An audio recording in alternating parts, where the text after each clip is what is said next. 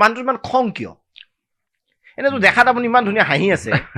ইফালে গালি পাৰে সিফালে গালি পাৰে, ইঞ্জিনিয়াৰক গালি পাৰি আছে, কিয় খং ইমান মানুহটোৰ? জুবিন গাৰ্গৰ তেওঁৰ যিটো ব্যক্তিত্ব সেইটোক মই খুব ভাল পাইছিলোঁ। গানবোৰৰ লগত ইমান জড়িত নাছিলোঁ। তেখেতৰ মৃত্যুৰ পিছত আই ৰিয়েলি ৰিপেণ্টেড যে এই মানুহজনক আমি চিনি নাপালোঁ। খং উঠিলে আপুনি ইংৰাজীত বেছি গালি পাৰে। খং উঠিলে মোৰ অট'মেটিক ইংৰাজী ওলাই থাকে। সাধাৰণতে ভাবিব পাৰে এজন মিয়া MLA একো নাজানে। মেট্ৰিকত তেতিয়া অসমত মাত্ৰ 3জন মানুহে অসমীয়াত লেটাৰ পাইছিলে, তাৰ ভিতৰত ময়ো আছিলোঁ। এই ডাঙৰ ল'ৰাটি অলপ মানে বুজি পোৱা হ'লতো, সেইকাৰণে ই নিজে মোক কয় আব্বা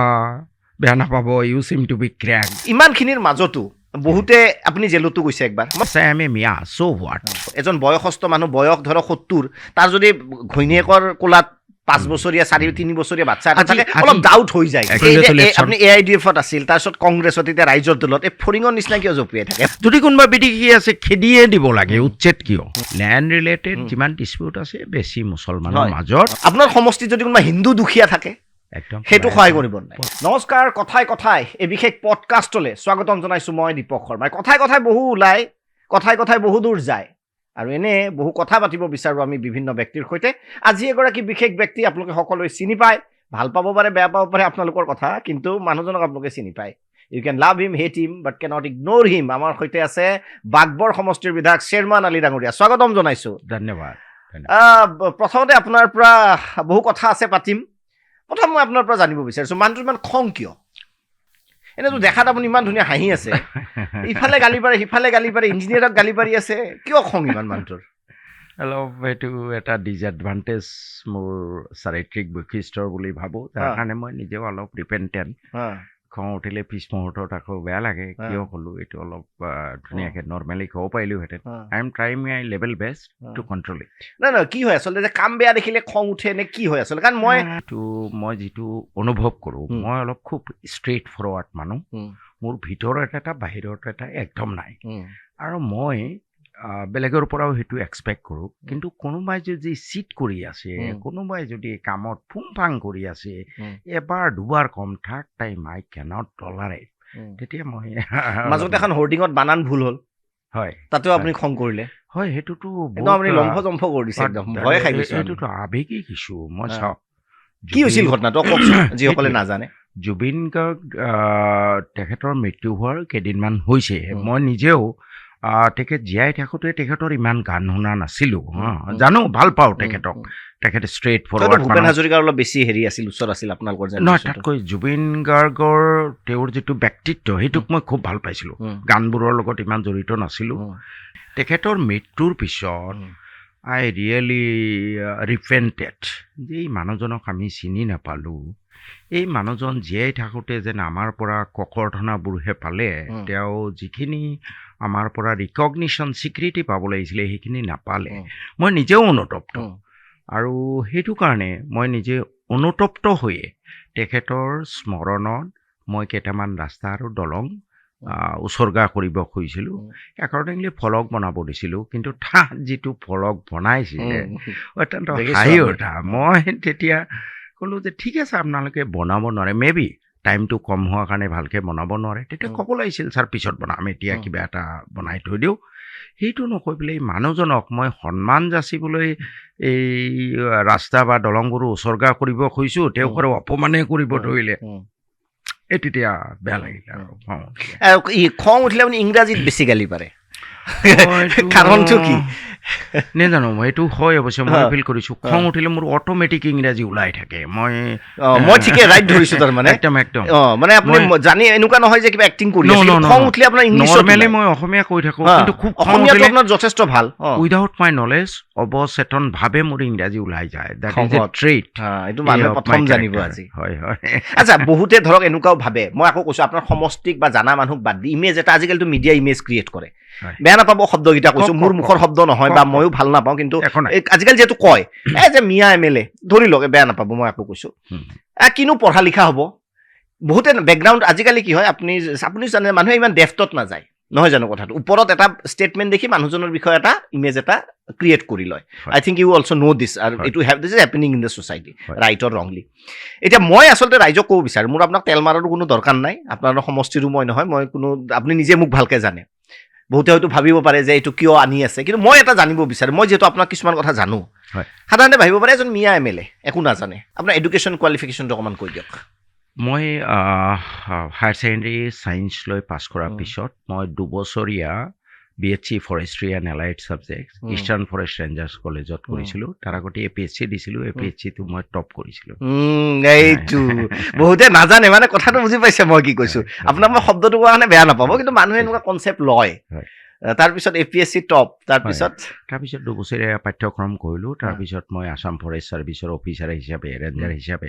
প্ৰায় 24 বছৰ কাম কৰিলোঁ ডাঙৰ চাকৰি মোটামুটি বেয়া নহয় ভাল গেজেটেড ক্লাছ 1 আৰু তাৰ আগতে এনেই লিখা পঢ়াত মোটামুটি বেয়া নাছিলোঁ মেট্ৰিকত তেতিয়া অসমত মাত্ৰ 3জন মানুহে অসমীয়াত লেটাৰ পাইছিলে তাৰ ভিতৰত ময়ো আছিলোঁ অসমীয়াত লেটাৰ পোৱা এতিয়া যাক আমি ধৰক কৈ দিয়ে যে মিয়া বিধায়ক অসমীয়াত লেটাৰ পোৱা 3জনৰ ভিতৰত গোটেই অসমৰ 3জনৰ ভিতৰত মই ছেকেণ্ড 3জনৰ ভিতৰত এজন এই কথাটো আচলতে আৰু মই ভাবো জনাটো সেই দৰকাৰ। সময়ত বৰ বেছি ৰিজাল্টবোৰ ষ্টাৰ ডিষ্টিংশ্যন বৰ বেছি পোৱা নাছিলে নিজে আমি খুব নম্বৰত কনজুচ আছিলোঁ আমাৰ সময়ত গোটেই অসমত মাত্ৰ 60জনে ষ্টাৰ পাইছিলে I was one of them আৰু মই গোটেই ভাবো এইটো ক্লেপ বজাব লাগে না ভালটো ভাল বেয়াটো বেয়া হ'লে মই বেয়া কৈ দিম থেংক ইউ বৰপেটাৰ দক্ষিণ অঞ্চলত তেতিয়ালৈ ষ্টাৰ কি বস্তু কোনেও বুজি নাপায় মোৰ স্কুলৰ ছাৰবোৰেও বুজি পোৱা নাছিলে ময়ো জনা নাছিলোঁ আৰু গোটেই অসমত 16th ৰেংক আছিলে মোৰ ৱৰ্কছ এক্সপিৰিয়েঞ্চত কম নম্বৰ দিয়াৰ কাৰণে 64% দিয়াৰ কাৰণে মই পজিশ্যন নাপালোঁ আদাৰৱাইজ গোটেই অসমত মানে বিধানসভাৰ অন্যতম যদি মাৰ্কশ্বিট কম্পেয়াৰ কৰিব যায় you are one of the best মই বাকীখিনিৰ যিহেতু নাজানো বেষ্ট বুলি নকওঁ 16 ৰেংক মেট্ৰিকত মই 3টা ছাবজেক্টত লেটাৰ পাই পাছ কৰিছিলোঁ অসমীয়া অংক আৰু এটা ছাবজেক্ট আৰু হায়াৰ ছেকেণ্ডেৰীটো মেথমেটিক্সত লেটাৰ লৈ পাছ কৰিছিলোঁ তাৰপিছত APSC ইমান কেলকুলেটিভ মাইণ্ড চব ইমান ভাল চাকৰিও আছিল ৰাজনীতিত কিয় আহি গ'ল পইচা পাতিটো ৰঞ্জাৰতো আছিল দৰমহা আছিল এইবিলাকত গৈ আপুনি গালিহে বেছি খাই আছে নহয় আপুনি যিটো ধাৰণা গোটেই অসমৰ মানুহৰে ধাৰণা ফৰেষ্টত বহুত টকা পইচা সেইটো কোৱা নাই ৰেচপেক্টেড জব হয় ৰেঞ্জাৰী যে মই বাহিৰা পইচাৰ কথা তথাপি এটা কথা মই এড কৰিব খুজিছোঁ ফৰেষ্টত 2 ধৰণৰ পোষ্ট আছে এটা হ'ল ফাংচনেল পোষ্ট মানে related to one function only যেনে ধৰক ৱাৰ্কিং প্লেন তেওঁলোকে অকল প্লেন বনাব কোনোবা আছে এফৰেষ্টেশ্যন পুলি লগাব এইবোৰক কয় ফাংচনেল ৰেঞ্জ ৰিচাৰ্চ এডুকেশ্যন আৰু এটা ৰেঞ্জ আছে টেৰিটৰিয়েল ৰেঞ্জ তেওঁ মানে সেই টেৰিটৰিটোৰ ভিতৰত he is all in all he is also' education officer তেওঁ চাৰ্কুল অফিচাৰ মাটিৰ পট্টা দিব স্কুল দিব তেওঁ গছ কাটিব গছ বিক্ৰী কৰিব পুলি লগাব এভৰিথিং ৰোড কনষ্ট্ৰাকশ্যন কৰিব চ' মোৰ 24 বছৰ চাকৰিত মই অকল ফাংচনেল ৰেঞ্জতহে আছিলোঁ মানে কিন্তু ৰেচপেক্টটো যথেষ্ট আছিল এতিয়া তুলনামূলকভাৱে ৰাজনীতিটো যিমান গালি হয় সিমান গালিটো শুনিব লগা নহ'ল হয় দুটা কথা ৰেঞ্জাৰ হিচাপে মই পাৰ্চনেল লাইফ লৈ I would have led a very comfortable life. সেইটোৱে কৈছোঁ মই মানে এনজয়েবল লাইফ পৰিয়াল লৈ সুখে সন্তোষে থাকিব পাৰিলোহেঁতেন কোনো টেনশ্যন নাই কিন্তু অন্য এটা কথা মই ক'ব খোজোঁ পৃথিৱীত ধৰক মই এইটো মেলেমিটিঙেও কওঁ টকা পইচা বা অন্য কথাবোৰে মানুহ এজনক সদায় সুখী নকৰিবও পাৰে বিভিন্ন কথা থাকে কোনোবাজনৰ গাৰ বেমাৰ মানে শৰীৰটো অসুখীয়া তেতিয়া বহুত টকা পইচা থাকিলেও অসুখী হ'ব পাৰে কোনোবাজনৰ আকৌ ঘৰুৱা পৰিয়ালত অশান্তি অসুখী হ'ব পাৰে আকৌ আন কিছুমান এক ধৰণৰ মানুহ আছে খুব নগণ্য সংখ্যক যদিও তেওঁলোকে বাকী সকলোফালে ফাইন কিন্তু সমাজত থকা বিভিন্ন অন্যায় অত্যাচাৰ দেখি বিবেকৰ দংশনত ভোগে এনেকুৱা কিছু মানুহ আছে যিসকলৰ টকা পইচাৰ অভাৱ নাই ঘৰ দুৱাৰ ধুনীয়া কিন্তু সমাজত চলা অন্যায় অত্যাচাৰৰ কাৰণে নিদ্ৰাহীনতাত ভোগে মই সেইটো কেটেগৰী মানুহ আচলতে পোক আছে মানে এই পোকটো তাৰ মানে ঘৰৰ মানুহে কেতিয়াবা গালি পাৰে নে কাৰণ ইমান পঢ়া লিখা মানুহে ৰাজনীতি কৰিব নালাগে কাৰণ ইয়াতো টকা পইচাও নাই বিশেষ এতিয়া চৰকাৰত সদায় মোৰ এই ডাঙৰ ল'ৰাটি অলপ মানে বুজি পোৱা হ'লতো সেইকাৰণে সুধিছোঁ নিজে মোক কয় আব্বা বেয়া নাপাব you seem to be crack বোলে আৰে বেটা কিয়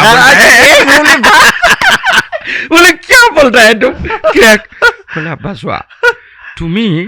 24 ঘণ্টা কাম কৰা তাৰে এটা ঘণ্টা নিজৰ কাৰণে ৰাখা না তোমাৰ স্বাস্থ্য তোমাৰ পৰিয়াল তোমাৰ সা সম্পত্তি তুমি 24 আৱাৰ্ছ খালি সমষ্টি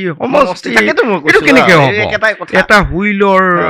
গোটেইকেইটা হেৰি স্পোক ঠিকমতে থাকিব লাগিব আৰু আজিকালি যিহে গালি হয় পাৰ্চনেল লেভেলত ৰাজনীতি হৈছে তুমি এটা কথা কোৱাচোন যেতিয়া MLA পদটো যাব এই কোৱাৰ্টাৰৰ পৰা ওলাব লাগিব সেইটো ভাবা নাই তুমি ক'লে ক'ত থাকিবা ৱেৰ ইজ ইউৰ হাউচ চ' মই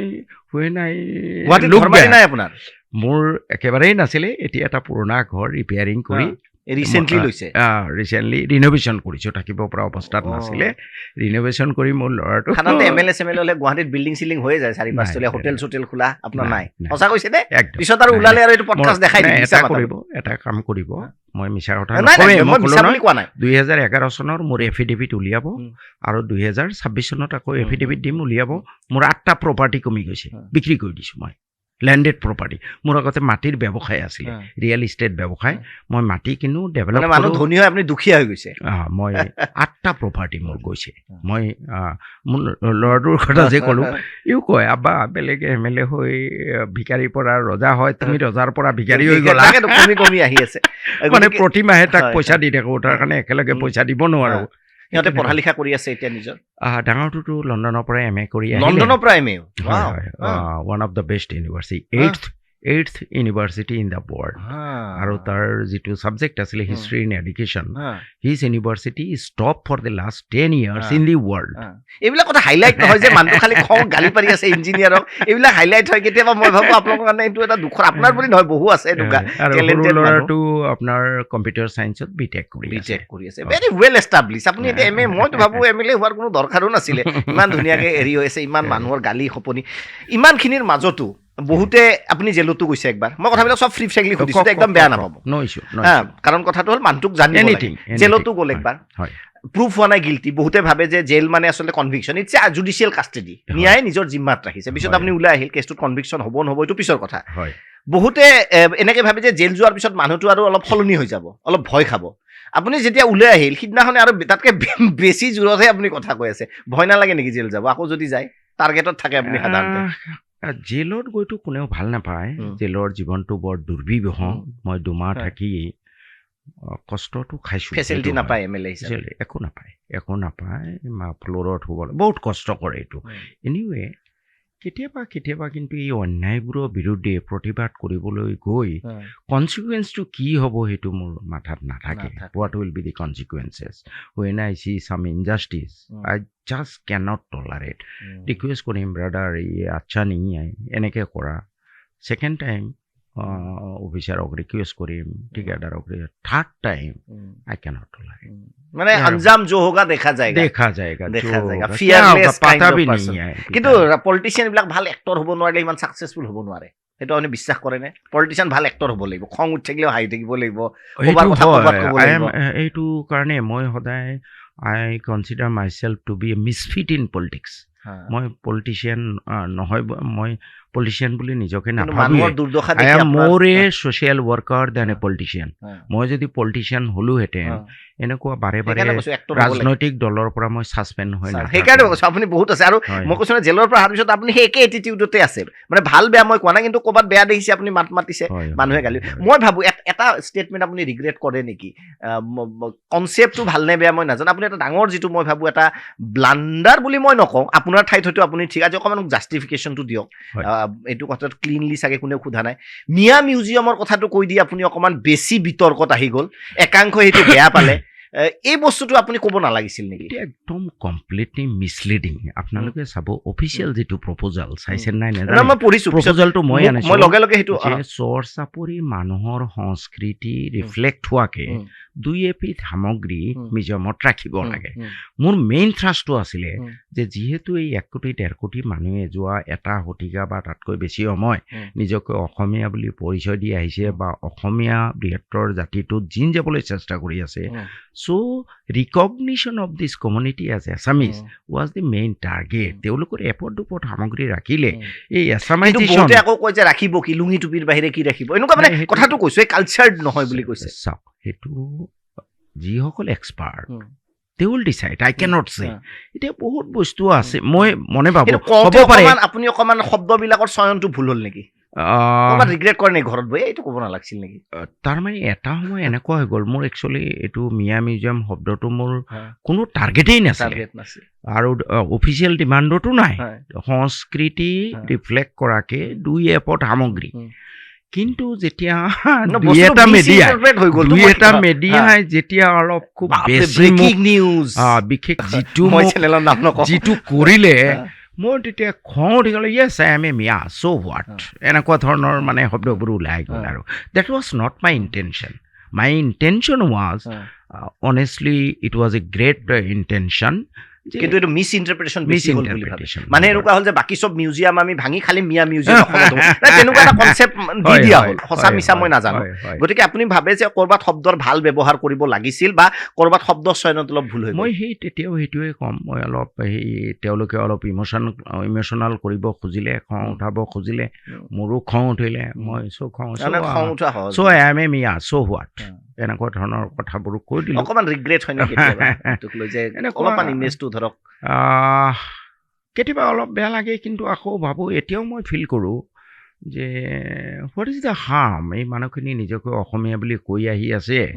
তেওঁলোকক অলপ একচেপ্ট কৰি ল'লে অকণমান মৰমৰ এখানি মাত দিলে বোধহয় অসমীয়া জাতিটো আৰু বেছি এটা ডাইলগ আছে হমে তো আপনো নে লুটা গেৰো মে কাহা দম থা আজি মুছলমান বিশেষকৈ মই মিয়া বুলিয়ে কৈছোঁ শব্দবিলাক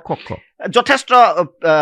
বহুত ভাল ল'ৰা ছোৱালী ভাল মেডিকেল ইঞ্জিনিয়াৰিং টপ মোষ্ট ইণ্ডিয়াত ৱৰ্ল্ডত গৈ ভাল ভাল পঢ়ি আছে ঠিক আছে কিন্তু অভাৰঅল চিনাৰীয়ে যদি চাই আজি এডুকেশ্যন ছেক্টৰ হওক বা বিভিন্ন ছেক্টৰত পিছ পৰি আছে আজি বহু বিবাহ আপুনি বেয়া পালেও আছে ঠায়ে ঠায়ে বাল্য বিবাহ কম বয়সতে হিন্দুৰ তুলনাত মুছলমান ল'ৰা ছোৱালী মই নকওঁ হিন্দুৱে নকৰে বা বাল্য বিবাহ মুছলমানৰ মাজত বেছি আছে সেইটো আপুনি মানে তাৰ কাৰণে মই ভাবোঁ কোনো জেহাদ ফেহাদ নহয় মোৰ ভাৱটো হ'ল যে তেওঁলোকে শিক্ষা দীক্ষা নাই নাজানে যে ফিউচাৰটো কি হ'ব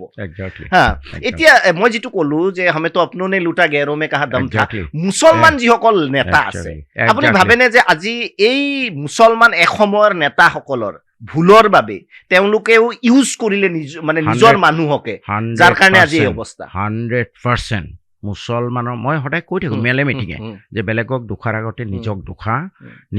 নিজে সংশোধন হোৱা তোমালোকৰ নেতাবোৰ আৰু তাৰ কাৰণে তোমালোক দেই The people themselves are responsible. কাৰণ এই নেতাবোৰ অপদাৰ্থ কাউডাং নেতাবোৰক টকাৰ পিছত ঘূৰা নেতাবোৰক গাড়ীৰ পিছত ঘূৰা নেতাবোৰক কোনে বাৰে বাৰে নিৰ্বাচিত কৰে এই ৰাইজে কৰে কিন্তু এতিয়া ব্ৰাদাৰ আশাব্যঞ্জক খবৰটো হ'ল যে এতিয়া মানুহবোৰ যথেষ্ট সচেতন হ'ল শিক্ষা দীক্ষা বাল্য বিবাহৰ মুখ্যমন্ত্ৰীয়ে যিটো ব্যৱস্থা লৈছে মই ভাবোঁ মিয়া জনগোষ্ঠীক আটাইতকৈ উপকৃত কৰিব এইটোৱে এতিয়া বাল্য বিবাহ প্ৰায় ভয়তে বন্ধ হৈ গৈছে লিখা পঢ়াৰ প্ৰতি যথেষ্ট গুৰুত্ব দিছে কিন্তু এতিয়াও আমাৰ কিছু নেতা আছে এই মানে কোনোমতে আৱেগিক কৰি ভাষণৰ ফুলজাৰি মাৰি তেওঁলোকে নেতা হৈ থাকে কিন্তু মানুহবোৰ যথেষ্ট alert I think next 15 years will be very crucial বোধহয় এই জনগোষ্ঠীৰ মানুহবোৰ যথেষ্টখিনি ৰিফৰ্ম কাৰণ মই কিয় কথাটো কৈছোঁ চাওক মই আকৌ কৈছোঁ মই বাৰে বাৰে কথাৰ ক্লিয়াৰিফিকেশ্যনকে দি আছোঁ যাতে মানুহে কোনো ভুল বুজিব নালাগে কাৰণ এনেকুৱা হ'ব যেতিয়া ধৰক জানি শুনি বা অজ্ঞাতে যেতিয়া ল'ৰা ছোৱালী বেছি হ'ব স্বাভাৱিকতে পপুলেশ্যন বাঢ়িব সেইটো হ'লে এটা ছেকশ্যনৰ নিশ্চয় অকণমান এপ্ৰিহেনশ্যন এটা আহিব এইবিলাক ধৰক পঢ়া লিখা নাই 7টা ল'ৰা ছোৱালী যদি একেলগে যাব এজন বয়সস্থ মানুহ বয়স ধৰক 70 তাৰ যদি ঘৈণীয়েকৰ কোলাত 5 বছৰীয়া 3 বছৰীয়া বাচ্চা এটা থাকে অলপ ডাউট হৈ যায় আজি সেই পৰিৱেশটো নাই মই কণ্টিনিউৱাছ 15 বছৰ মেলে মিটিঙে কৈ আছোঁ যে ব্ৰাদাৰ অসমখনৰ পৰিৱেশ যদি ভাল কৰিব খোজে এই মিয়া সমাজৰ পৰা এটা পজিটিভ মেছেজ মূলসুঁতিলৈ পঠিয়াব লাগিব মূলসুঁতিৰ মানুহ ভয় খাই আছে যিহঁতৰ যেনেকৈ জনসংখ্যা বাঢ়ি আছে ইহঁতে মেজৰিটি হৈ যাব আৰু স্বাভাৱিক হয় আপুনি যদি 2 নম্বৰ it is a fact also গতিকে আপোনালোকে এই মেছেজটো দিব লাগিব যে brother don't worry we are controlling our population বা ল'ৰা ছোৱালী আপোনাৰ মিনিমাম গ্ৰেজুৱেট কৰক 18 বছৰ নহয় 22 বছৰলৈ যাওক মিনিমাম আৰু মই অলপ শুনিবলৈ অসুৱলা শব্দ ইউজ কৰোঁ যে ভেড়াৰ পাল এপালতকৈ সিংহৰ কেইটামানেই ভাল তোমালোকে নহয়। 1.5 কোটি বুলি ভাবি বৰ বেছি জঁপিয়াই নাথাকিবা এইটো কোনো ষ্ট্ৰেংথে কৌৰৱৰ নহয় 100 আছিল, পাণ্ডৱৰ 5 আছিল। আৰে ইজৰাইল কি কৰি আছে এটা সৰু কাণ্ট্ৰি কেইটা পপুলেশ্যন আছে, হয়। ইজৰাইললৈ চোৱা উম। তোমালোকে আমাৰো কিছুমান মানে অপদাৰ্থ আছে ইয়াতে ভাবে বাপৰে ইমান কিন্তু আপুনি এইটো কোৱাৰ লগে লগে এতিয়া যিহেতু আপুনি ইলেকশ্যনো খেলিব এই মোল্লা মৌলবী একাংশ চব নহয় তেওঁলোকেতো এতিয়া লগে লগে বেয়া পাব এইটো চলাৰ লগে লগে শ্বেৰমান আমাৰ 15 বছৰ কৰি আছো ভোট কাটা যাব না 15 বছৰ কৰি আছো আৰু এই এটা মৌলানা সেকশনেতো বেয়া পাব আপোনাক। ধৰ্মীয় সভাত মই কৈ আছো হা। আটাইতকৈ মোল্লা মৌলানাৰ প্ৰেজেন্সত কৈ আছো হা। আটাইতকৈ ডাঙৰ কথা হ'ল মানুহে একচেপ্ট কৰি আছে হা। There is no reaction Sure. At all no reaction at all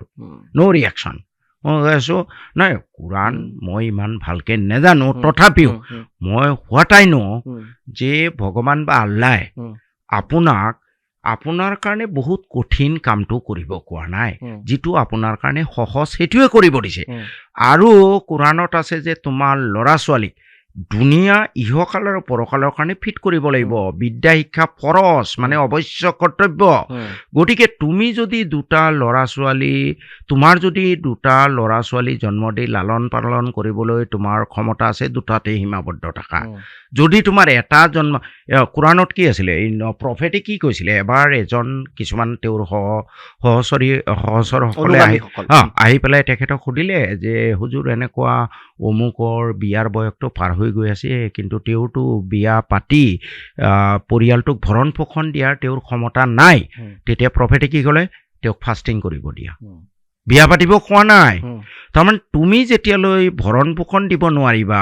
বিয়া নাপাতিবা ফাষ্টিং কৰা ফাষ্টিং কৰিলে তোমাৰ কণ্ট্ৰলত থাকিব চব বস্তু গতিকে সেই এচেঞ্চটো আমি বুজি পাব লাগিব কোৰাণত ক'তো কোৱা নাই এতিয়া কিছুমান কথা ধৰক মই একদম ষ্ট্ৰেইট ফৰৱাৰ্ড কিছুমানে কয় যে মই অলপ যুক্তিতৰ্ক কৰিছোঁ কিছুমানে কয় যে প্ৰফেটে কৈছে যে আফটাৰ হাছৰ মানে লাষ্ট ডে অফ জাজমেণ্টৰ দিনা মোৰ উম্মত মানে মোৰ অনুগামী বহুত বেছি দেখিব খোজোঁ মই লোকে ফাইন এতিয়া মই 8টা জন্ম দিছোঁ মোৰ ল'ৰা ছোৱালীয়ে প্ৰফেট কি নাজানে আল্লাহ কি নাজানে কোৱাচোন প্ৰফেটে তেওঁলোকক অনুগামী বুলি পৰিচয় দিবনে নিশ্চয় নিদিয়ে নামটো খালি মুছলমান থাকিলে নহ'ব নহয় গতিকে তুমি প্ৰকৃত মুছলমান কৰিবলৈ আৰু মুছলমান হোৱাৰ আগতে ভাল মানুহ হ'ব লাগিব that is the precondition you can't be a good Muslim মানুহে লাহে লাহে এইবিলাক কথাটো বহুত নহ'লে মই 3বাৰ হৈ নাথাকোঁ আৰু 2 নম্বৰ কথা এই যে দল চেঞ্জ কৰি কালি এতিয়া ৰাইজৰ দলত যোগদান কৰিম ওপৰলৈ ঘৰত ভগৱানৰ কৃপাত আল্লাহ তাল্লাৰ ৰহমতত মই বহুত ব্যাপক ভোটৰ ব্যৱধানত জিকি আহিম কেইদিন আছে এমাহ আছে ইয়াৰ আগৰবাৰ কংগ্ৰেছত যোগদান কৰিলোঁ 8 মাৰ্চত 6 এপ্ৰিলত ইলেকশ্যন আপুনি AIDF-ত আছিল তাৰপিছত কংগ্ৰেছত এতিয়া ৰাইজৰ দলত এই ফৰিঙৰ নিচিনা কিয় জঁপিয়াই থাকে মানুহটো ভালে পঢ়া মই জঁপিয়া নাই মই কি ভাবোঁ দলটো মোৰ কাৰণে ভগৱান নহয় মোৰ কাৰণে ভগৱান আল্লাহ হ'ল মোৰ ৰাইজ মোৰ ৰাইজৰ মংগল হ'ব লাগিব মোৰ ৰাইজৰ মংগলৰ কাৰণে মই দল মোৰ ৰাইজৰ মংগলৰ কাৰণে মই দলটো চুজ কৰোঁ যেতিয়া দেখোঁ এই এটা দলৰ পৰা মোৰ ৰাইজৰ অপকাৰ হ'ব তেতিয়া মনোমালিন্য হয় তেওঁলোকে ছাছপেণ্ড কৰি দিয়ে I never left any party I will fight within মই ভিতৰত থাকিয়ে যুদ্ধ কৰি থাকিম কিন্তু তেওঁলোকে ছাছপেণ্ড কৰি দিয়ে কংগ্ৰেছতো তেনেকুৱা হৈছে এতিয়া ৰাইজৰ দলে আপুনি কি ভাবে সংখ্যালঘুৰ কাৰণে বেছিকৈ ভাবে বুলি আপুনি ভাবে নেকি মই সেইবোৰতো ইমানখিনি নেজানো কিন্তু মই অখিল গগৈ ডাঙৰীয়া এজন পিউৰলি ছেকুলাৰ মানুহ বুলি মোৰ মনে কয় নাম্বাৰ 1 যোৱা 5 বছৰ মই তেখেতক পালোঁ ধৰ্ম নিৰপেক্ষ মানুহ তেওঁ মানুহক ভাল পোৱা মানুহ তেওঁ সকলো জাতি জনগোষ্ঠীক লৈ এখন জুবিনদাৰ অসম গঢ়িব খোজে বুলি মোৰ মানে আন্তৰিক বিশ্বাস সেইকাৰণে মই ভাবোঁ তেনেকুৱা এজন কিন্তু অকণমান যদি এইফালে হেলনীয়া হয় মানুহে আকৌ মিয়া প্ৰেমী বুলি এটা টেগ লগাই দি সংখ্যাগুৰুৰ ফালে এইফালে হেলনীয়া হ'ব নালাগে কাৰো প্ৰতি অন্যায় কৰিব নালাগে আৰু সকলোকে ন্যায় দিব লাগে আকৌ তেতিয়া আপুনি জানে নালাগে এইটো মই অখিল গগৈ ডাঙৰীয়াকো কৈছোঁ যে with malice towards none and good will for all কাৰো প্ৰতি বেয়া ভাৱ নাৰাখি সকলোৰে প্ৰতি মংগলৰ কাৰণে 71ৰ পিছত সকলোকে খেদিব লাগে ইয়েছ ভেৰি গুড আপুনি ইউ গো হেড যিটো অখিল গগৈৰ যিটো ষ্টেণ্ড এইটো আই ৱেলকাম দেট ষ্টেণ্ড মই সেইদিনা আমাৰ এখন মিটিঙত গৈ কৈছোঁ সুধিছোঁ আপোনালোকৰ মাজত কোনোবা বাংলাদেশী বিদেশী আছে নেকি কওক 1947 পিছত 71 বাদেই দিয়ক কৈছে মানুহবোৰে নাই বল দেন হোৱাই ইউ আৰ এফ্ৰেইড ভয় কৰিবলৈ কি আছে অলপ যন্ত্ৰণা হ'ব পাৰে অলপ কষ্ট হ'ব পাৰে নো নিড টু ফিয়াৰ আপোনালোকে নিজৰ কাম কৰক। ইভিকশ্যন বিলাক যে হৈ আছে আপুনি সমৰ্থন কৰে নে বিৰোধিতা কৰে? এইটো দুই ধৰণৰ কথা আছে ইয়াতে। কাৰোবাৰ বেলেগ ঠাইত ঘৰ মাটি আছে, তাৰোপৰি আহি চৰকাৰী মাটি বা বনভূমি দখল কৰিছে, একদম আউটৰাইট এভিকশ্যন হ'ব লাগে। কিন্তু নদীৰ গৰাখহনীয়াত চৰকাৰী তথ্যমতে প্ৰায় আপোনাৰ প্ৰায় 4-5 লাখ মানুহ গৃহহীন হৈছে, 4-5 লাখ পৰিয়াল। যদি তেনেকুৱা গৃহহীন মানুহ চৰকাৰী ভূমিত বা বনভূমিত আছে আৰু কিবা কাৰণত সেই চৰকাৰী ভূমি বা বনভূমিৰ পৰা উচ্ছেদ কৰিবলগীয়া হয়, তেতিয়াহ'লে প্ৰথমে সেই গৃহহীন মানুহবোৰক সংস্থাপন দি ল'ব লাগে। যদি কোনোবা বিদেশী আছে খেদিয়ে দিব লাগে, উচ্ছেদ কিয়? যদি বিদেশী নহয়, যদি ভাৰতীয় নাগৰিক হয় আৰু যদি তেওঁলোকৰ বেলেগ ঠাইত ঘৰ মাটি নাই, তেতিয়াহ'লে প্ৰথমে তেওঁলোকক সংস্থাপন দি ল'ব লাগে, এটা ছাৰ্ভে হ'ব লাগে। That is my stand. কিন্তু ধৰক যিটো এতিয়া উজনিৰ ফালে যিটো কোৱা হৈছে বিভিন্ন সমষ্টিত, I may not agri with the words, কিন্তু এপ্ৰিহেনশ্যনটো মই কৈছোঁ, আপুনি যিহেতু পঢ়া লিখা মানুহ, যেতিয়া ধৰক বিভিন্ন ঠাইৰ পৰা, মই আকৌ কৈছোঁ মিয়া মুছলমানে কৈছোঁ শব্দটো, কাৰণ এতিয়া যিহেতু চলি আছে, এই তেওঁলোকে ধৰক শিৱসাগৰ যোৰহাটত যদি তেওঁলোকে এনেকৈ বনভূমি বা চৰকাৰী ভূমি দখল কৰে,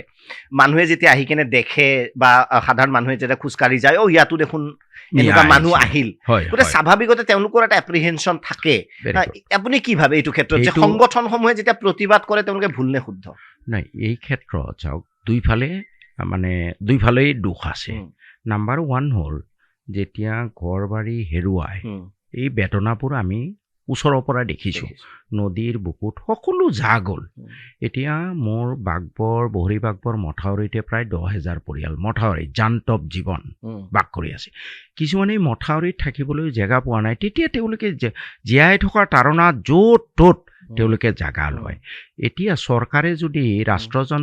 ৰাষ্ট্ৰযন্ত্ৰৰ দায়িত্বটো পালন কৰিলেহেঁতেন, it is a fundamental right under article 21, আপুনি অধিবক্তা ভালকে জানে, জীয়াই থকাৰ shelter over head is a fundamental right. গতিকে ৰাষ্ট্ৰযন্ত্ৰই যদি দায়িত্বটো পালন কৰিলেহেঁতেন যে গৃহহীন লগে লগে ওচৰে পাজৰে ক'ৰবাত যদি আছে, বেছি নালাগে, 2 কঠাই মাটি দিয়া, চৰকাৰী মতেতো বহুত দিব লাগে, সেইখিনি পিছত এটলিষ্ট 2 কঠা যাতে মূৰৰ ওপৰত এটা চালে, তেতিয়াহ'লে এই কাৰবাৰবোৰ নহ'লহেঁতেন। আৰু হয়, তাৰ লগতে আৰু এটা কথাও আছে, কিছু মুছলমানৰ মাজত অলপ গ্ৰিডি লেণ্ড হাংৰি মানুহো আছে, লোভটো আছে, মোৰ 5 বিঘা আছে, পাৰিলে আৰু 10 বিঘা। কিন্তু মুছলমানৰ মাজতে বেছি কাজিয়া লাগে, বেছি হয়। আমাৰ কেছ কাটল যিবিলাক আহে, কিছুমান বস্তু অপ্ৰিয় কিন্তু সত্য, আমি সেইটো লুকাই থৈতো লাভ নাই। মই আপোনাক ভাল ভাল বুলি ক'ম, হয়, কিছু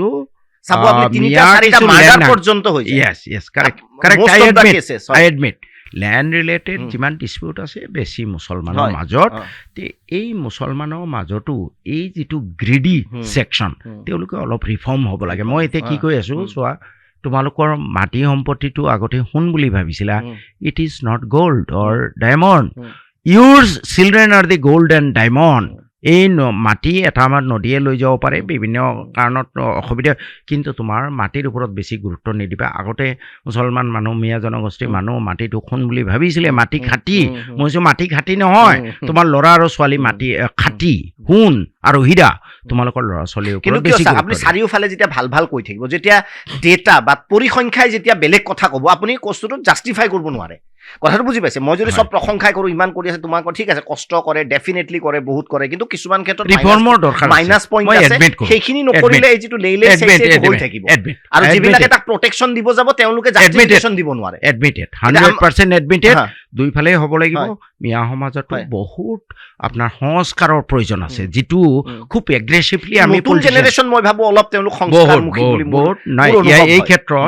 এই ক্ষেত্ৰত পলিটিচিয়ানবোৰৰ বহুত ডাঙৰ ভূমিকা আছে। পলিটিচিয়ানবোৰক জেনেৰেলি সেই সমষ্টিৰ মানুহবোৰে নেতা বুলি ভাবে, তেওঁ কথাবোৰত লিড ল'লে বহুত পৰিব। মোৰ সমষ্টিত আহিছে এতিয়া, যোৱা 15 বছৰীয়া প্ৰচেষ্টাৰ ফলত বহুত পৰিৱৰ্তন আহিছে,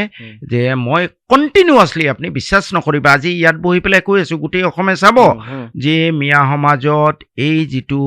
সাংস্কৃতিক সন্ধিয়াৰ নামত যিটো লেতেৰা কাৰবাৰ চলে, জুৱা খেলা চলে, বন্ধ কৰিব লাগে। নাম্বাৰ 1, এতিয়াও কৈ আছোঁ, মই এভইড কৰিছোঁ। 4:30 PM পিছত যিবোৰ কালচাৰেল ফাংচন হ'ব মই নাযাওঁ, এতিয়া পৰীক্ষা চলি আছে। 2 নম্বৰ, গ্ৰন্থমেলাৰ নামত বাণিজ্য মেলা আৰু জুৱা খেলা আৰে ভাই বাণিজ্যটো গ্ৰন্থ প্ৰথম ক'ৰবাতে থাকি যায় নাই গ্ৰন্থ নাই তাত বাণিজ্যটো প্ৰথমে শিকি লোৱা না এই বাণিজ্য মেলা কিয় বাণিজ্য মেলা মই যে এইবোৰ বন্ধ কৰা নাও খেল ইমান বেছি পাতা বাৰু 15 আগষ্ট 26 জানুৱাৰী নাও খেলেও বহুত ক্ষতি কৰিছে বিচাৰে চাগে আপোনালোকৰ বহুত মই নিদিওঁ মই একদম অপেন কৈছো মই এইবোৰত নিদিওঁ এই কালচাৰেল ফাংচনত 1 পইচাও নিদিওঁ মই নাযাওঁ দুখীয়া ল'ৰা ছোৱালীক হেল্প কৰিছে নাই পঢ়া লিখাৰ ক্ষেত্ৰত মই দুটা ক্ষেত্ৰত এটা হ'ল খুব দুখীয়া ল'ৰা ছোৱালী মেৰিটৰিয়াছ ল'ৰা আপোনাৰ ল'ৰাটো লণ্ডনত পঢ়িছে ভাল কথা আশীৰ্বাদ কৰিছো কিন্তু আন মানুহকো সহায় কৰিব লাগিব মই আজিৰ দিনত এইটো এতিয়া নহয় MLA হোৱাৰ প্ৰায় 10 বছৰ আগৰ পৰা 2001 মানৰ পৰা আমাৰ এটা চিষ্টেম আছে মই যেতিয়া মাটিৰ ব্যৱসায় কৰিছিলোঁ তেতিয়া প্ৰফিট আছিলে জাকাত দিব লাগে 2.5% 1 কোটি টকা হ'লে 2.5 লাখ টকা দিব লাগে সেইটো মই 2001ৰ পৰাই মই মেইনটেইন কৰি আহিছোঁ তেতিয়াৰ পৰাই ল'ৰা ছোৱালী পঢ়ি আছোঁ 2001ত 40 ষ্টুডেণ্ট মই পঢ়ুৱাইছিলোঁ মোৰ মনত আছে কণ্টিনিউ কৰি আজিৰ দিনত মই 70 দুখীয়া ল'ৰা ছোৱালীক পাৰ মান্থ ফাইনেন্স কৰি আছোঁ আপোনাৰ সুপাৰ 70 চলি আছে মই এইবোৰ ক'বলৈ তেওঁলোকে অলপমান হীনমান্যতা মই পঢ়ুৱা মই নাম কোৱাটো কোৱা নাই মই জাষ্ট কৈছোঁ আৰু মই 3টা ল'ৰা ছোৱালী মই দিল্লীত পঢ়ুৱাই আছোঁ দিল্লী ইউনিভাৰ্চিটিত কি কয় per month 10,000 rupees per month এজনী চৰৰ ছোৱালী দিল্লীত ৰাখি পঢ়ুৱাইছোঁ পাৰ মান্থ 15,000 দিছোঁ আৰু তাইক IAS কোচিং কৰাইছোঁ 2 বছৰ তেওঁ IASৰ কাৰণে ট্ৰাই কৰিছে চৰৰ ছোৱালী মাউৰা ছোৱালী তাইৰ ঘৰত কাৰেণ্ট নাছিলে এনেকুৱা ছোৱালী এতিয়া আজিৰ দিনত মানে আপোনাৰ সাইলেন্ট সুপাৰ 70 বা এনেকুৱা চলি আছে কিন্তু খুব বেছি 70 বুলি কথা নাই কেতিয়াবা 80 হৈ যায় কেতিয়াবা 100 হৈ যায় এনেকুৱা কোনো কিন্তু খুব পাবলিসিটি আপুনি কৰা নাই বা তেওঁলোকৰ লাইফৰো কথা আছে সিহঁতৰ ভৱিষ্যত কৰাৰ দৰকাৰো নাই নিশ্চয় এইটো ভাল নহয় আচ্ছা এতিয়া মই বহুতে আকৌ এটো যেতিয়া চাব এনেকুৱা এটা প্ৰশ্ন আহিব মই সব প্ৰশ্ন ক্লিয়াৰ কৰিব বিচাৰিছো দেই সব প্ৰশ্ন মই ক্লিয়াৰ কৰিব বিচাৰিছো যিমান প্ৰশ্ন আছে আপোনাৰ সমষ্টিত যদি কোনোবা হিন্দু দুখীয়া থাকে একদম হেতু সহায় কৰিব নাই বহুতে নহলে কব মিয়াই মিয়াক টানে বুলি কব নাই হয় এতিয়া 2-3টা উদাহৰণ দিব লাগিব তেতিয়ালে কামেশ্বৰ দাস মোৰ সমষ্টিৰ নামেই কৈছো বেচেৰা মৰি থাকিলে তেওঁক মই এইমছত 10 লাখ টকা দি ট্ৰিটমেণ্ট কৰাইছো MLA হোৱাৰ আগতে MLA হোৱাৰ পিছত নহয় আজিৰ দিনত পাটবাউকী সত্ৰৰ এজনী ছোৱালীক নাম নকব তাইক ACS কোচিং কৰাই আছো তাই বাপেক নোহোৱা ছোৱালী পাৰ মান্থ 5,000 দি আছো হিন্দু ছোৱালী বৰপেটা সত্ৰৰ এটা ল'ৰা সত্ৰত থকা ল'ৰা তেওঁক মই পাৰ মান্থ 4,000 দি আছো তেওঁৰ বাপেক নাই তেনেকুৱা আৰু এটা হিন্দু বিৰোধী নহয় বহৰী সত্ৰৰ পট্টু কৈ দিওঁ ছেক্ৰেটাৰী 1.5 লাখ টকা দি মই অপাৰেশ্যন কৰাই দিছোঁ ফ্ৰী গুৱাহাটীত আজিৰ পৰা 2 বছৰ আগত এদিন মানে তেওঁৰ মাকে কান্দি কান্দি মোলৈ ফোন কৰিলে কিন্তু তেওঁৰ কথাৰ টিউনত বহিছোঁ বোধহয় মোৰ সমষ্টিৰ নহয় নেকি মই ক'লো বাইদেউ কৰোঁ কাক বিচাৰিছে না আপুনি ক'ৰ পৰা কৈছে বহৰী ক'লো তেতিয়াহ'লে আপুনি মোৰ নপৰে মই ক'লো তেতিয়াহ'লে বোধহয় ভুল হৈছে নেকি চেঙাৰ MLA বোধহয় ফোন কৰিছে কয় হয় চেয়াৰমান ছাৰ হয়নে নাই বোলে হয় বোলে তেতিয়া কান্দি আছে মোৰ ল'ৰাটো এনেকুৱা ট্ৰিটমেণ্ট কৰাব লাগে 1.5 লাখ টকা লাগে ছাৰ মানে চোকা ল'ৰা ছোৱালী থাকিলে যদি আৰ্থিক অৱস্থা বেয়া হয় খুব চোকা হয় এই যে ক'লো পাটবাউকী সত্ৰৰ ছোৱালী আপুনি যদি এতিয়া ছোৱালীজনী অলপ বেয়া পাব একদম বেয়া কথা পাটবাউকী সত্ৰৰ ছোৱালী 5,000 rupees বাপেক নোহোৱা ছোৱালী 5,000 rupees ACS কোচিঙৰ কাৰণে দি আছো মই ভাল কামবিলাক খুব বেছি পাব্লিচিটি কৰিব নালাগে যেটো কোৱা হয় যে নেকি কাৰ দৰিয়া মে ডাল না মোৰ এনেকুৱা নিয়মটো এনেকুৱা মই হুহাতেদি কাৰোবাক হেল্প কৰি আছো মোৰ বাওহাতে জানিব নালাগে আৰু এইটো এদিন নহয় আজি 25 বছৰ চলি এতিয়া যেহেতু আপুনি ৰাইজৰ দলত যোগদান কৰিব এতিয়ালৈ হেৰি ফাইনেলাইজ হোৱা নাই যেটো মিত্ৰতা টিকটটো কি আপোনাৰ শিওৰ নেকি যে এইটো কংগ্ৰেছে এৰি দিব না মই অখিল গগৈ ডাঙৰীয়াৰ লগত এই কথাটো পাতিছো আৰু তেখেতক কৈছো যে মই ফ্ৰেণ্ডলি কণ্টেষ্টে কৰিম আপুনি দিব পাৰিব নাই তেখেতে মোক আশ্বস্ত কৰিছে মানে কংগ্ৰেছ থাকিলেও আপুনি খেলিব মানে ধৰি লৈছো মিত্ৰতা মই বিচাৰিছোৱে যে কংগ্ৰেছও থাকক মইও খেলিম সিটটো আপুনি নিবিচাৰিবই কংগ্ৰেছৰ পৰা খালি ফ্ৰেণ্ডলি কণ্টেষ্ট মানে পুৰা কনফিডেন্ট আপুনি যে যদি ৰাইজে আশীৰ্বাদ কৰিব মানে মোৰ ৰাইজৰ ওপৰত বিশ্বাস আছে মোৰ কামৰ ওপৰত বিশ্বাস আছে মই কাম কৰিছো আৰু চাওক MLA টো হ'বই লাগিব এনেকুৱা কথা নহয় মই যদি ভাল কাম কৰিছো যদি ৰাইজে বিচাৰে এই কামবোৰ কণ্টিনিউ কৰিব লাগে মোক MLA বনাব যদি নবনায়ও আই হেভ নাথিং টু লুজ। তেতিয়া কি ৰাজহুৱা জীৱনৰ পৰা মানে একেবাৰে। আঁতৰি থাকিব নে ছ'চিয়েল কাম চলি থাকিব? ছ'চিয়েল চলি থাকিব, কিন্তু ৰাজনীতি একেবাৰে বিদায় দিম। মই তেতিয়া বেলেগ লাইনত কামবোৰ কৰি থাকিম, অলপ ব্যৱসায় বাণিজ্য, কিন্তু ৰাইজৰ কাম চলি থাকিব। আৰু ৰাইজৰ কামৰ ভিতৰত দুটাই এছপেক্ট মই চলাই থাকিম: দুখীয়া বেমাৰীক ট্ৰিটমেণ্ট আৰু দুখীয়া ছাত্ৰ ছাত্ৰীক শিক্ষা। বয়স যদি দেহাই কোলায়, মই ভাল এখন এডুকেশ্যনেল ইনষ্টিটিউচনৰ জন্ম দি তাৰে 25% দুখীয়া ল'ৰা ছোৱালীক ফ্ৰী পঢ়োৱাৰ কাৰণে ব্যৱস্থা কৰিম। That is my aim. অসমীয়াত যিটো হায়েষ্ট মাৰ্ক পোৱাৰ কথা যিটো ক'লে, বিষয়টো সৰুৰ পৰা ৰাপ আছিল নে কেনেকুৱা? কেনেকে আপোনাৰ বিষয়টোৰ প্ৰতি ধৰক, কাৰণ ইমান সহজ কথা নহয় অসমীয়া বিষয়টোৰ প্ৰতি, আচলতে মানে এজ এ ছাবজেক্ট না, ঠিক আছে। এইটো আমি অসমীয়া মিডিয়ামত পঢ়া, গতিকে ইংৰাজী মাধ্যমৰ কিতাপ বৰ বেছি পঢ়াৰ তেতিয়া হেবিট নাই। 80 চনটো আমাৰ একাডেমিক কেৰিয়াৰটো বৰবাদ হৈ গ'ল। এটা বছৰ মই 2-3টা লাইব্ৰেৰী খালী কৰি দিলোঁ কিতাপ পঢ়ি। মানে 40খন কিতাপ লৈ যাওঁ, এসপ্তাহত পঢ়ি আকৌ ৰিটাৰ্ণ দি আৰু 40খন লৈ যাওঁ। বহুত পঢ়ি পেলাই মোৰ যথেষ্ট ভাষাটোৰ প্ৰতি কিমান আপোনাৰ ভৱেন্দ্ৰনাথ শইকীয়া কওক, আপোনাৰ সৈয়দ আব্দুল মালিকেই কওক, কিমান মানুহ নক'ব যে এই মানুহজনে উপন্যাস পঢ়ি একদম শেষ কৰি পেলাইছে। হোমেন বৰগোহাঁই ডাঙৰীয়া কিতাপ আটাইতকৈ মোৰ প্ৰিয় আছিলে। ইমান কিতাপ পঢ়িলোঁ তেতিয়া। মানে 2-3খন আপোনাৰ খুব প্ৰিয় মানে সাজ থাকি যোৱা উপন্যাসৰ নাম কওকচোন অকণমান, যিটো আপোনাৰ ভাল লাগে ধৰক, 1-2খন যি আছে। উপন্যাস আত্মজীৱনীমূলক হোমেন বৰগোহাঁই ডাঙৰীয়া পিতা পুত্ৰখন পঢ়ি বৰ ভাল লাগিলে। য়েছ, এক্সিলেণ্ট। সৈয়দ আব্দুল মালিক চাহাবৰ অঘৰী আত্মাৰ কাহিনী, এক্সিলেণ্ট। পাতাল ভৈৰৱী, এক্সিলেণ্ট। পুৰা শেষ কৰিছে। এতিয়া পঢ়িব সময় পায়নে? এতিয়া খুব কম পাওঁ। মই আগতে মানে এখন কিতাপ লৈ বহোঁ, শেষ কৰিহে মই ভাত খাম। আৰু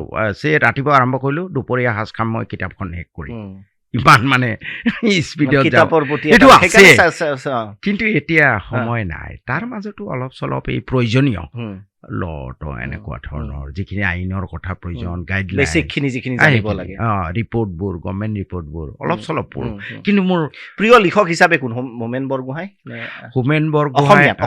অসমীয়াত হিমেন বৰগোহাঁই, সৈয়দ আব্দুল মালিক, তাৰপিছত আপোনাৰ লক্ষীনন্দন বৰা, এনেকুৱা মানে কণ্টেম্পৰেৰী। চিনেমা চাই নাচায়? চিনেমা আগতে চাইছিলোঁ, এতিয়াতো তেনেকে চোৱাই নহয়। মই টিভিও নাচাওঁ। বহুত বছৰ চোৱা নাই নেকি? বহুত বছৰ, অলমষ্ট 15 years। আপোনাৰ ল'ৰা নিশ্চয় ছ'চিয়েল মিডিয়া আছে, যেতিয়া আপোনাক ঠিকছে গালি পাৰে ছ'চিয়েল মিডিয়াত, ফোন কৰে নকৰে? সিহঁতে কয়, আব্বা বাদ দিয়াই ভাল নেকি এইবোৰ। কেলে এইবোৰত সোমালা? ইমান ধুনীয়া লাইফ এটা আছিলে, বাদ দিয়াই ভাল নেকি? আৰু কণ্ঠশিল্পী কোন? হিন্দী কাৰ গান শুনিছিল আগতে বা এতিয়া শুনে কেতিয়াবা? এতিয়া গান শুনা হয়নে নহয়? এতিয়া খুব কম শুনো। মই গানৰ ভিতৰত ভূপেন হাজৰিকাৰ গানবোৰ মোৰ অতি প্ৰিয় আছিলে। ৰিচেণ্টলি মই জুবিন গাৰ্গৰ গানো বহুত শুনা হ'লোঁ। কেতিয়াবা শুনো মই গাড়ীত গৈ থাকোঁতে। মহম্মদ ৰফি, লতা মংগেশকাৰ, এনেকুৱা গান ভাল লাগে। এটা দুটা গান শুনাওকচোন, কিবা ভাল। আজি নাই গাবই লাগিব। মই কৈছো না, আজি আপুনি গাই সদায় কিমান পলিটিক্স কৰে। আপোনাৰ ভূপেন হাজৰিকা বাথৰুম ছিংগাৰো নহয় মই। দুটা লাইন আজি গাবই লাগিব, নহ'লে আজি প্ৰথমবাৰ অসমৰ ইতিহাসত আপোনাক মই একদম ৰিকুৱেষ্ট কৰিছো, আপুনি এটা গান গাবই লাগিব। কবিতাৰ লাইন কওক, গান এটা আপুনি কিশোৰ কুমাৰ। মানুহৰ বাবে যদি অকণো নেভাবে, ভাবিব হেৰা কোনে নোকোৱা। হিন্দীৰ এটা দুটা লাইন কৈ দিয়ক, গাব নালাগে। এনিথিং। মানুহ মানে ৰোমেণ্টিক নহয় নেকি? অলপ চলপ আগতে হেৰি কৰিছিলো, মই গান বাথৰুমতো নাগাওঁ, সমস্যা সেইটো। হিন্দী গান শুনা গৈছিল আগতে? শুনিছিলো, এতিয়াও শুনো। এতিয়া গাড়ীত থাকিলে কাৰ গান বেছিকে চলে? মানে গাড়ীত যেতিয়া আপুনি অলপ পুৰণা গানবোৰ শুনো, ভাল পাওঁ। আৰু এওঁলোকৰ এই গজলবোৰ, জগজিৎ সিং, তেওঁলোকৰ সেইবোৰ ভাল পাইছিলো।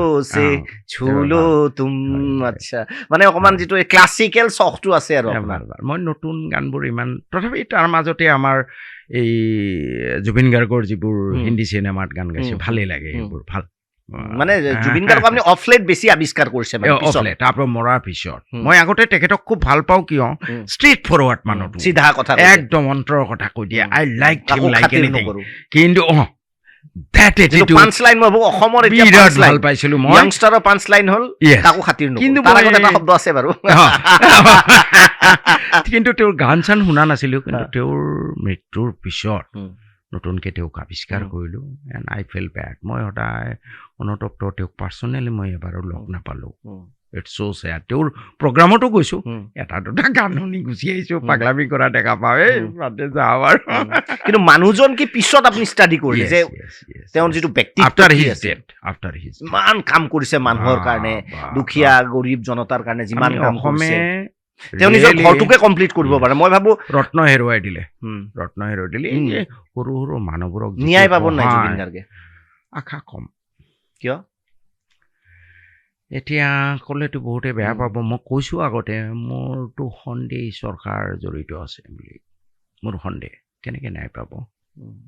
এই চৰকাৰে তেওঁক ভয় কৰিছিলে এই চৰকাৰ জড়িত আছিল বুলি মোৰ এতিয়াও বৰ্তমান বিশ্বাস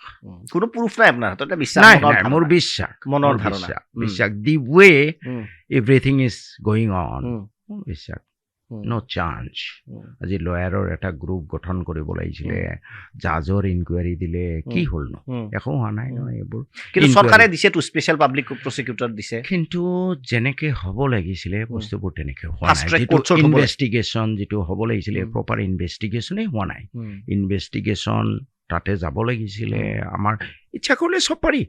অসম চৰকাৰে গভৰ্ণমেণ্ট অফ ইণ্ডিয়াক লিখিলেহেঁতেন গভৰ্ণমেণ্ট অফ ইণ্ডিয়া থ্ৰু ইণ্টাৰপল তাত গৈ আমাৰ পুলিচে ইনকুৱাৰী কৰিলেহেঁতেন এইবোৰ নহ'ল নহয় কিবা এটা যেন জাষ্ট শ্ব'বাজি কৰি কিবা এটা কৰা হ'ল একদম হাফ হাৰ্টেড গোটেই ঘটনাটো মই নিজে সুখী নহয় I feel very bad Zubeen Garg আৰু অন্ততঃ অখিল গগৈ এইটো কথা কৈছে অখিল গগৈ ডাঙৰীয়াই কৈছে মই ভাৰত ৰত্নটো আহিম আপোনাৰ ওচৰত যে যদি ৰাইজৰ দল বা বিৰোধীৰ যদি চৰকাৰ হয় জুবিনে ন্যায় পোৱাটো সুনিশ্চিত কৰিব আপুনি হয়তো সেই কথাটো শুনিছে সেইটো আশা কৰিব পাৰেনে ৰাইজে চৰকাৰেতো ইচ্ছা কৰিলে পাৰে কিন্তু ৰিইনভেষ্টিগেশ্যন কৰিব পাৰে ৰিঅপেন আপুনি ভালকৈ জানিব কনক্লুড হোৱাৰ পিছতো ৰিঅপেন কৰিব পাৰোঁ কিন্তু তাৰ কাৰণে আন্তৰিকতা লাগিব ইচ্ছা লাগিব তেতিয়া হ'ব কিন্তু নোহোৱাৰতো কোনো কথা নাই ২৬ যদি আপুনি জিকেও ধৰক যিটো বতাহ চলি আছে যিবিলাক প্ৰেডিকশ্যন চলি আছে মই চেফলজিষ্ট নহয় কিন্তু এনেকুৱা যে বিজেপিৰে চৰকাৰ হ'ব বুলি মানুহে ধাৰণা কৰিছে আপুনি কিমান বিশ্বাস কৰে এতিয়া চাওক বিৰোধীৰ যি ধৰণৰ তৎপৰতা থাকিব লাগিছিলে মই কিন্তু নিজে আশা কেনেকুৱা তৎপৰতা মানে আজি চাওক গোটেইকেইটা বিৰোধী দল আজিলৈ মিত্ৰতা সম্পৰ্কীয় কথাবোৰ চূড়ান্তই কৰিব পৰা নাই কেতিয়া কেণ্ডিডেট ফাইনেল কৰিব কিন্তু তেওঁলোকে ভিতৰে ভিতৰে কোনো MLA মন্ত্ৰী আপুনি দিছপুৰত নাপায় they are in the field internally maximum তেওঁলোকক জনাই দিয়া হৈ গৈছে এইবোৰ কৰি দিয়ে আপুনি দিছপুৰত গ'লে কোনো মন্ত্ৰী নাপায় এইটো ইয়াতকৈ বেছি তৎপৰ হ'ব লাগিছিলে কংগ্ৰেছ আৰু মিত্ৰ শক্তি আজিলৈ মিত্ৰতাই ফাইনেল হোৱা নাই মই অত্যন্ত আশাহত আই don't C any hope Gaurav Gogoi আপুনি অপেনলি সিমান গালি পাৰা মই দেখা নাই পাৰিছে যদিও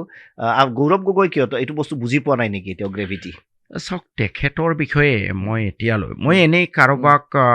মিছাকৈ বদনামনি নিদিওঁ মিছাকৈ প্ৰশংসাও নকৰোঁ এতিয়ালৈ যিখিনি দেখিছোঁ মই যিখিনি বুজি আছোঁ তেওঁ এই গ্ৰাউণ্ড ৰিয়েলিটিবোৰ তেওঁ ইমান নাজানে তেওঁ ওপৰে MP হ'ল দিল্লীৰ কাৰণে ভালেই তেওঁ পলিটিক্স কিন্তু নিজৰ দমত জিকিছে হয় কিন্তু গ্ৰাউণ্ড ৰিয়েলিটিবোৰ মই ভাবোঁ তেওঁ এতিয়াও ধৰিব পৰা নাই তেওঁ ইয়াত আহি পেলাই এই যে লেতেৰা বস্তুবোৰ চলি আছে এইবোৰ তেওঁ অলপ ৱাদি নোপোৱা হৈছে অথাই সাগৰত পৰা যেন মোৰ লাগি আছে ল'ৰাটো তেওঁ ল'ৰা বুলিয়ে কৈছোঁ মোতকৈ বয়সত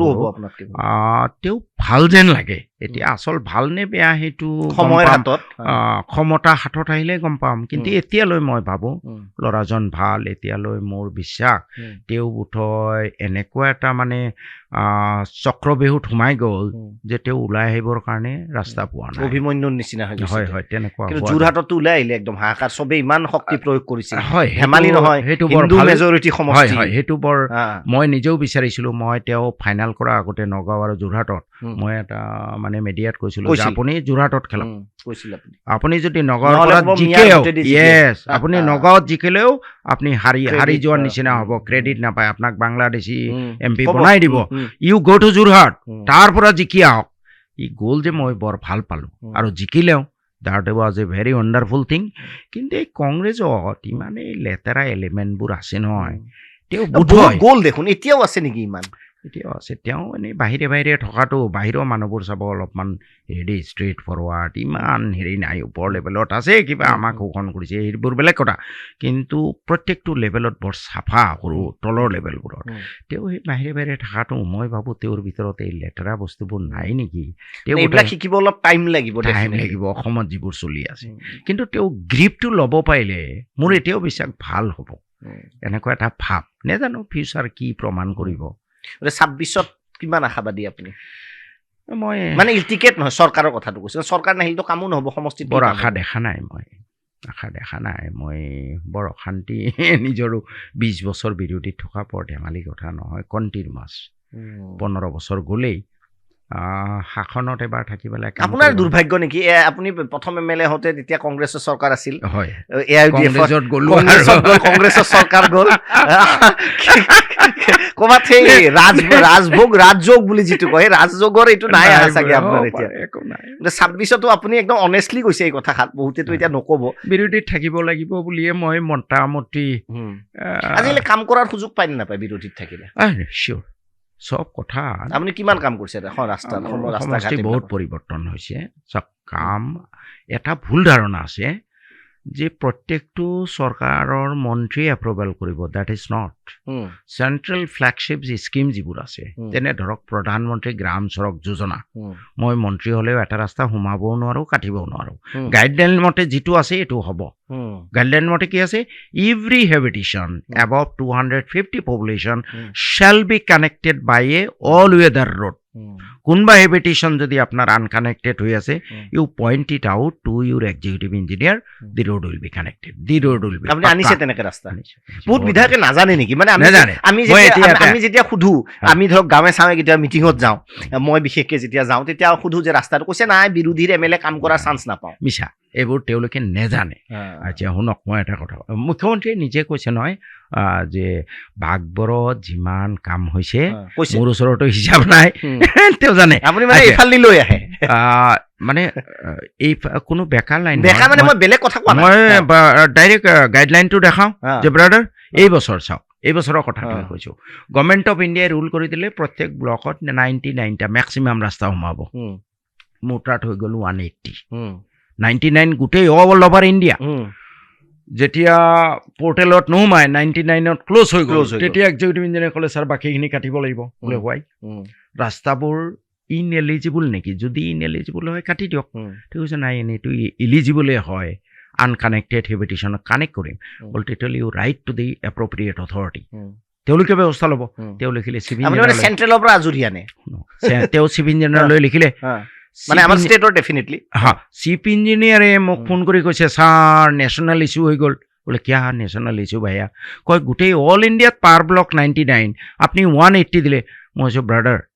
আপুনি ফিল্ডত আহক যদি ইনএলিজিবল আছে কাটি দিয়ক চব কাটি দিয়ক তাৰপিছত তেওঁলোকে দিল্লীলৈ লিখিলে দিল্লীত লিখাৰ পিছত দুমাহ কৰা নাছিলে I took up with the joint director of NIDA যে brother I have got 260 revenue villages I have got 1200 habitation so I must have 1200 roads so far only 100 roads have been constructed I need another 1100 this time I am trying to include 180 roads but your system is not allowing they call sir by tomorrow it will be open কৰি দিলে এতিয়া গোটেই ভাৰতবৰ্ষৰ কাৰণে 180 এইটো news নাহিলে দেখোন নাহিব মই ইমান বিচাৰ নাই আলি বুলি কয় মিয়া মিউজিয়ামৰ ৰচক অমুক তমুক এইখিনি আহি যায় তাৰপিছত আহক কিন্তু এইটো নিউজত নাহিলে এইবোৰ মই অহাও বিচাৰ নাই কাম হৈ লওক 2 নম্বৰ এতিয়া ব্ৰেকিং নিউজ হ'ব এইটো 2 নম্বৰ সৰ্বশিক্ষা অভিযান যদি আপোনাৰ এজ পাৰ RTE এক্ট যদি ক'ৰবাত স্কুল থাকিবলগীয়া আছে থাকিব মানে কোনোবা এইটো সৰ্বশিক্ষা অভিযানত ধৰক 1 কিলোমিটাৰৰ ভিতৰত স্কুল নাই LP স্কুল নাই হৈ যাব পইণ্ট আউট কৰিব লাগিব this is the village there is no LP school 3 কিলোমিটাৰৰ ভিতৰত ME স্কুল নাই হৈ যাব গভৰ্ণমেণ্ট অফ ইণ্ডিয়াই দি দিব ঠিক তেনেকৈ NHM নেশ্যনেল হেল্থ চেণ্ট্ৰেলৰ স্কিমবিলাক ইউটিলাইজ কৰিছে তাৰমানে যিমান পৰা যায় চেণ্ট্ৰেল ফ্লেগশ্বিপ স্কিমতে আমাৰ ষ্টেটৰ ইমান টকাও নাই ষ্টেটে বাধা দিব নোৱাৰে নেকি মই জানাৰ কাৰণে সুধিছোঁ গাইডলাইনত পৰিলে নোৱাৰে আমি প্ৰায় শেষৰ ফালে আহিছোঁ এতিয়া যদি মই কওঁ আপোনাক ধৰি লোৱা হ'ল আপোনাক দুজন মানুহ এটা মই এক্সাম্পল দিছোঁ আপোনাক অমিত শ্বাহ নৰেন্দ্ৰ মোদী কোনজন বেছি ভাল বুলি ভাবে দুইজনৰ দুইজনকে মই নীতিগতভাৱে দুইজনৰে যিটো মানে দেশৰ প্ৰতি যিটো দায়বদ্ধতা মই ভাল নাপাওঁ। দুইজনৰে এজনকেও ভাল নাপাওঁ, এজনকো ভাল নাপাওঁ। নাই, তেওঁলোকে যিটো ভাতৃঘাতী সংঘাত লগাই আছে ভাৰতৰ কাৰণে ভাল নহয়। এইটো ভাৰতৰ এইটো ঐতিহ্য নহয়। তেওঁলোকে গোটেই RSSৰ ফলোৱাৰ। RSSে ভাৰতৰ স্বাধীনতা সংগ্ৰামৰ সময়ত ইংৰাজৰ লগত হলিগলি কৰি আছিলে। তেওঁলোকে কেতিয়াও স্বাধীনতা যুদ্ধত অংশগ্ৰহণ কৰা নাই। আৰু সেই RSSে অসমৰ মুছলমান বুলি কথা নাই, হিন্দু আপোনাৰ ল' কাষ্ট হিন্দুৰ ওপৰত যিটো অত্যাচাৰ কৰিছে তেওঁলোকে, আমাৰ অসমত বাৰু সেইটো দেখা নাযায়। তেনেকৈ খ্ৰীষ্টানসকলৰ ওপৰত যিটো অত্যাচাৰ কৰিছে, really that can not. Rahul আৰু প্ৰিয়ংকা কোন বেছি ভাল লিডাৰ হ'ব বুলি আপুনি ভাবে? একদম অনেষ্টলি। মই তেওঁলোকক ওচৰৰ পৰা পোৱা নাই, লুকটোৰ পৰা প্ৰিয়ংকা গান্ধীত অলপ ভাল লাগে। তেওঁ মানে যেন অলপ মানুহে যেন তেওঁৰ মাজত অলপ ইন্দিৰা গান্ধী এনেকুৱা। সেইবুলি মই ৰাহুলকো বেয়া বুলি নকওঁ, নেজানো, আই ডণ্ট ন'। ভাৰতৰ প্ৰধানমন্ত্ৰী হিচাপে আপুনি কাক এতিয়ালৈ ভাবে যে আপুনি যিটো পঢ়া লিখা কৰা মানুহ, কোনজন প্ৰধানমন্ত্ৰী ভাৰতবৰ্ষৰ কাৰণে যথেষ্ট যিজনক মই ভাল পালোহেঁতেন সেইজন বোধহয় হ'ব নোৱাৰিব। Kejriwal, I would have expected Kejriwal, Arvind Kejriwal. আপুনি আম আদমি পাৰ্টিত জইন কিয় নকৰিলে? ইয়াতে এতিয়া চিটুৱেশ্যনটো তেনেকুৱা নাই। আদাৰৱাইজ মোৰ Aam Aadmi Party was the best choice for me. নাই, এতিয়ালৈ যিখিনি মানুহ হৈ গৈছে, ধৰক জৱাহৰলাল নেহৰু, লাল বাহাদুৰ শাস্ত্ৰী, অটল বিহাৰী বাজপেয়ী, ইন্দিৰা গান্ধী, PV নৰসিংহ ৰাও, কাৰ কামত আপুনি ভাবে যে দেশখনৰ কাৰণে ৰিয়েলি কিবা এটা কৰিছে? তাৰ কাৰণে জৱাহৰলাল নেহৰু বেষ্ট। ৱাই? মই পিছত নাম কেইটা কওক। জৱাহৰলাল নেহৰু, অটল বিহাৰী বাজপেয়ী, শ্ৰীমতী ইন্দিৰা গান্ধী, দিছ থ্ৰী ৱেৰ দি বেষ্ট। বিজেপিৰো আছে কিন্তু, বিজেপিৰ অটল বিহাৰী বাজপেয়ী। ইয়েছ। জৱাহৰলাল নেহৰুক একদম শ্বৰ্টকে যদি আপুনি কয়, ৱাই? তেখেতে সেই ক্ৰুচিয়েল টাইমটোত যিধৰণে ভাৰতবৰ্ষখনক চম্ভালিলে, নেচেণ্ট এটা কাণ্ট্ৰি, আৰু নট অনলি ডেট, গোটেই ইণ্টাৰনেশ্যনেল পলিটিক্সত যিটো ভাৰতৰ স্থান তেওঁ নিৰ্ধাৰণ কৰিলে, অতুলনীয়। আপুনি ভাবেনে আণ্ডাৰ ৰেটেড হৈ আছে এতিয়াও বহুত জৱাহৰলাল নেহৰু? যিমান ইয়েছ 100%। সেই ক্ৰুচিয়েল টাইমটোত তেওঁ ভাৰতবৰ্ষক যিটো স্পীডত লৈ গৈছিলে, সেই সময়তে আমাৰ এই শৰাইঘাটৰ দলং, গুৱাহাটী ইউনিভাৰ্চিটি, এইবোৰ কল্পনা কৰিব পাৰি নেকি? নট অনলি ডেট, IIM আদি কৰি যিবোৰ কৰিছিলে, পঞ্চশীল নীতি, নন এলাইন মুভমেণ্টে কওক, সেই সময়ত আপোনাৰ টিবেট, ভাৰত চাইনাই যেতিয়া টিবেট আক্ৰমণ কৰিলে ভাৰতৰ ষ্টেণ্ড, ইজৰাইলে যেতিয়া পেলেষ্টাইন আক্ৰমণ কৰিলে ভাৰতৰ ষ্টেণ্ড, ফিজিত যেতিয়া চৰকাৰৰ হেৰি হ'ল তেতিয়া ভাৰতৰ শ্ৰীলংকা, আছাম বুলি কৈ দিওঁতে অকণমান that was a wrong, he should not have uttered that. সেইটো অসমৰ কাৰণে চেণ্টিমেণ্টেল, তেওঁ ক'ব নালাগিছিল। হয়তো তেওঁতো নেজানে, তেওঁক বোধহয় ৰং ইনফৰমেশ্যন দিয়া হ'ল যে অসম গ'লেই, সেইটো অসমৰ কাৰণে বৰ বেদনা। সেইটো কথা মানুহে ৰেফাৰেন্স দিয়ে জৱাহৰলাল নেহৰুৰ কথা। অটল বিহাৰী বাজপেয়ীৰ কি বস্তু আপোনাৰ ভাল লাগে? কাৰণ যদিও বিজেপিৰ কট্টৰ অপজিট, যদিও বিজেপিৰ, তেখেতক মই এজন অতি ভাল মানুহ বুলি তেখেতৰ প্ৰতি শ্ৰদ্ধা আছে। তেওঁ দেশখনক ভাল পাইছিলে আৰু সেইকাৰণেই সম্ভৱতঃ জৱাহৰলাল নেহৰুৱে তেখেতক ভাৰতক ৰিপ্ৰেজেণ্ট কৰিবলৈ পঠিয়াইছিলে। ভাল মানুহজনে ভাল মানুহ এজনক চিনি পাইছিলে। আৰু এই অটল বিহাৰী বাজপেয়ী, আপোনাৰ নিশ্চয় মনত আছে, গুজৰাটত মোদীক কৈছিলে তুমি ৰাজধৰ্ম পালন কৰা। ধেমালি কথা নহয় দেই, বিজেপি তেওঁ কৰিব পাৰে, কিন্তু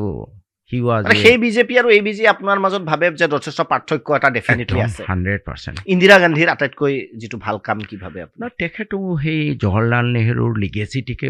অলপ কেৰি কৰিব খুজিছিলে, কিন্তু তেওঁৰ মাজত অকণমান ডিক্টেটৰিয়েল ভাৱ এটা আছিলে। জৱাহৰলাল নেহৰু হ'ব পৰা নাছিলে, কিন্তু অলপ লিগেচিটো কেৰি কৰিব খুজিছিলে। আই অলছ' লাইক হাৰ। বিজেপি চৰকাৰটো বহুত সময় আৰু থাকিব বুলি কয় মানুহে, আপুনি কি ভাবে? আপোনাৰ দূৰদৃষ্টিত কি কয়? চেণ্ট্ৰেলৰ কথা মই কৈছোঁ। এতিয়া বৰ্তমান যিটো তেওঁলোকে যেনেদৰে নেৰেটিভবোৰ ক্ৰিয়েট কৰিছে, সেই নেৰেটিভটো ভাঙিবলৈ বিৰোধীৰ, বিশেষকৈ কংগ্ৰেছৰ যি ধৰণৰ প্ৰয়োজন আছিলে কৌশল ৰচনা কৰা, সেইধৰণে তেওঁলোকে পাৰা নাই। কেজৰিৱাল যদি থকা হ'লে কিন্তু অকণমান হয়তো কিবা হ'লে, কিন্তু কেজৰিৱালকো জেলত সোমাই ইমেজটো বেয়া কৰি দিলে। Kejriwal is a very good man, I like him the most, কিন্তু তেওঁৰো মোৰ নিচিনা অলপ টিঙিচকৈ খং উঠা হেবিটটো আছে। এইটো অলপ মাইনাছ কৰিব পাৰিলে বৰ ভাল আছিল। আৰু তাকো শৰাব ঘোটালা, মানে অভিযোগটো ভাল আছিল, অভিযোগটো। এতিয়া মানুহে কাৰণ ইমেজটো এনেকুৱা হ'ব, তুমিতো শৰাব ঘোটালা। ষ্টিল আই লাইক হিম, ষ্টিল তেওঁৰো সেই মোৰ যিটো ডিজএডভান্টেজ, মই নিজেই খঙাল, ইফালে আকৌ মই ভাবোঁ কেজৰিৱাল চাহাব অকণমান খংটো কণ্ট্ৰল কৰিব পৰা হ'লে খং কমে বোলে। নহয় এইটো আচলতে এই কেজুৱেলৰ ওপৰত হয় সেইটো কাৰণে খং উঠে সিও অলপ ষ্ট্ৰেইট ফৰৱাৰ্ড ডাঙৰ চাকৰি বাদ দি আহিছে আৰু এইবোৰ IRS ফুং ফাং কথাবোৰ ভাল নাপায় দেখিছে নহয় অফিচাৰবোৰক হা। চিফ ছেক্ৰেটাৰী এইবোৰ হা। এই অলপ ন্যায় নীতিত থকা মানুহ যেতিয়া আপুনি কম্প্ৰমাইজ নিজেই নকৰিব তেতিয়া বেলেগে কম্প্ৰমাইজ কৰা কাৰবাৰবোৰ দেখিলে নহয় টু এ চাৰ্টেইন এক্সটেণ্ট সহ্য কৰি থাকিব পাৰি তাৰপিছত এটা সময়ত গম নোপোৱাকে we lose our control over our emotions এইটো আফটাৰ এ চাৰ্টেইন মই এতিয়াও এই যে মানুহবোৰে বহুত গালিও পাৰে মোক গম পাইছে না এই খং চং দেখা পায় জানো আপোনাৰ কমেণ্টত গালি পাৰে মই ভাবো মই তেতিয়া ভাবো বেয়া কথা হ'ল দেই নেক্সট টাইম আৰু এনেকুৱা নকৰোঁ আকৌ এনেকুৱা এটা পৰ্যায় পায় অসমীয়াত হাইষ্ট পোৱা মানুহটোৱে আকৌ ইংলিছত গালি পাৰে এইটো অট'মেটিক ওলাই মই গম নাপাওঁ যিবিলাক অফিচাৰক গালি পাৰে তেওঁলোকৰ পিছত ফোন চোন কৰেনে কৰোঁ তেওঁলোকক আকৌ পিছত ধৰক আজি গালি পাৰিলোঁ যেতিয়া কামটো ৰেক্টিফাই কৰিলে তেতিয়া আকৌ মই তেখেতক কওঁ brother well done please continue মই যাতে আৰু ভাই টেম্পাৰ লুজ কৰিবলগীয়া নহয় মইতো আপোনাৰতো মই শত্ৰু নহয় ব্ৰাদাৰ আপোনাৰ লগত কেতিয়া শত্ৰুতা আছে মোৰ কামখিনি ভালকৈ হ'ব লাগে মোৰ একদম আৰ্নেষ্ট ৰিকুৱেষ্ট এনেকৈ কওঁ কামখিনি ভালকৈ কৰক মোৰ যাতে আৰু খং নুঠে দুই এটা কমেণ্টত বাঘভৰৰ সিংহ বুলিও কয় আপোনাক কেনে লাগে নাই সিংহটো নহয় মইতো কমেণ্টত আহে পঢ়িছেনে কেতিয়াবা এনেকুৱা মেছেজ আৰু ৰাইজৰ কথা মইতো নিজকে মানুহ বুলিয়ে ভাবোঁ ভাল মানুহ কমেণ্ট পঢ়ি চাই নাই আপুনি ফেচবুক লাইভবিলাক যেতিয়া দিয়ে কমেণ্ট পঢ়ি চাই নাচায় ইমানটো সময় নাথাকে কেতিয়াবা অলপমান চাওঁ অলপ স্ক্ৰলিং কৰিছে 10টামান চালোঁ তাৰপিছত বেলেগ কাম আহি গ'ল বাদ দিলোঁ সিংহ বুলি ক'লে ভাল লাগে একদম নালাগে মই নিজকেই সিংহ বুলি নাভাবোঁ মই এজন মানুহক মানে মংগলৰ কাৰণে কাম কৰা এজন সাধাৰণ মানুহ বুলি ভাবোঁ আৰু সেইমতেই মই ভগৱান আল্লাহ সদায় খাটোঁ যে হে আল্লাহ যিকেইদিন জীয়াই থাকোঁ মানুহৰ মংগলৰ কাৰণে কাম কৰি মোক মানে যাতে মানুহৰ মংগলৰ মানুহৰ সেৱাত থাকি যাতে মোৰ মৃত্যু হয় মই কৈছোঁ শেষ কৰিবলৈ হিন্দু ধৰ্মৰ কি বস্তু আপোনাৰ ভাল লাগে মই হিন্দু ধৰ্মৰ বিষয়ে বৰ বেছি অধ্যয়ন কৰা নাই তথাপিও যিটো দেখি আপোনাৰ ভাল লাগে যিটো নাই মইতো শুনি থাকোঁ এই যে কৈ থাকে মই একচুৱেলি অলপ চলপ যি পঢ়িছোঁ কোনো ধৰ্মত বেয়া বস্তু নাই খালি আমিহে অলপ বেয়া কৰি পেলাওঁ হিন্দু ধৰ্মৰতো এইটো আছে নহয় সবাৰো আত্মা কিবা মানে সকলো আনকি গাধৰো তাতেও আত্মাৰাম সবাকো কৰিবা প্ৰণাম যিমান জীৱ জন্তু আছে সকলোৰে আত্মাটো ৰাম থাকে গতিকে হয় গতিকে মই ভাবোঁ কোনো ধৰ্মৰ মেইন কথাখিনি বেয়া নহয় কিন্তু আমি ফলোৱাৰবোৰে সেইবোৰ ডিষ্টৰ্ট কৰি বেয়া কৰি পেলাম সেইটোৱে কথা নামাজ কিমান পঢ়ে নামাজটো ট্ৰাই কৰোঁ কিন্তু ইমান পঢ়া নহয় মোৰ ফ্ৰাইডেটো এটেণ্ড কৰিবলৈ যিমান পৰা যায় যত্ন কৰোঁ আৰু মই বিশ্বাস কৰোঁ আল্লাহ ইজ গাফুৰ মানে হি ইজ অল ফৰগিভিং তেওঁ খুব ক্ষমাশীল গতিকে মই যদিও নামাজ পঢ়িব পাৰোঁ I believe in the existence of God সৃষ্টিকৰ্তাৰ ওপৰত মোৰ গভীৰ বিশ্বাস আছে আৰু তেওঁ পৰম ক্ষমাশীল বুলিও মই খুব গভীৰ বিশ্বাস আছে ক্ষমা কৰি ভাল পায় এই মানুহৰ কাম কৰি থাকিলে বুজি পাব আৰু যে ইও কিবা এটা ভাল কামে কৰি আছে আমিতো চব সৃষ্টিকৰ্তাৰ সৃষ্ট জীৱ নাম যিয়েই নহওক আহমেদে হওক শৰ্মাই হওক we all are creations of one God এইটো মই বিশ্বাস কৰোঁ আৰু মই যেতিয়া সেই ওপৰলাৰ সৃষ্ট জীৱৰ মংগলৰ কাৰণে কাম কৰিম নহয় সৃষ্টিকৰ্তা অলপ মানে ভাল পাব বুলি মোৰ এটা বিশ্বাস থেংক ইউ আমাৰ সৈতে আহি সময় দিলে মই অলপ অন্য ধৰণে কিছুমান কুৱেশ্যন কৰিলোঁ যাতে মানুহে অকণমান কথাটো ৰিয়েলাইজ কৰিব পাৰে যে মানুহজনৰ ভিতৰত কি আছে গতিকে আপুনি উত্তৰবিলাক দিলে মানুহে আচলতে জাষ্টিফাই কৰিব যে আপুনি ভাল ক'লে নে বেয়া ক'লে আপোনাৰ ভিতৰৰ মানুহজন কি নিশ্চয় আপোনাক আকৌ কেতিয়াবা লগ পাম আমাৰ কথাই কথাই অনুষ্ঠানত অংশগ্ৰহণ কৰাৰ বাবে বহুত ধন্যবাদ থেংক ইউ